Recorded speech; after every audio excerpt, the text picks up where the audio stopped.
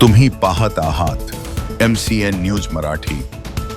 गडचिरोली चारमोर्शी मार्गावर स्कॉर्पिओ आणि प्रवासी ट्रॅव्हल्स यांच्यात झालेल्या भीषण अपघातात 6 जणांचा मृत्यू झाल्याची धक्कादायक घटना 29 मार्चच्या सायंकाळी घडली आहे. कुरुड कढोली गावादरम्यान असलेल्या नाल्याजवळील वळणावर घडलेल्या या भीषण अपघातात अनेक जण जखमी झाले असून त्यातील काहींची प्रकृती गंभीर असल्याचे वृत्त प्राप्त झाले आहे.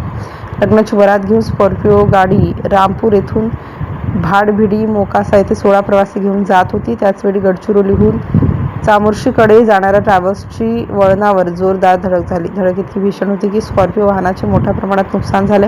अपघातानंतर स्थानिक नागरिकांनी आणि प्रशासनाने तात्काळ मदतकार्य करून जखमींना तातडीने गडचिरोली जिल्हा सामान्य रुग्णालयात दाखल करण्यात आलं. या अपघातातील काहींची प्रकृती चिंताजनक असल्याने मृतांचा आकडा वाढण्याची शक्यता आहे. दरम्यान या भीषण घटनेमुळे संपूर्ण परिसरात शोककळा पसरली असून पोलीस प्रशासनाकडून या घटनेचा अधिक तपास सुरू आहे. MCN न्यूज मराठीकरिता मनोज चिचघरे, गडचिरोली.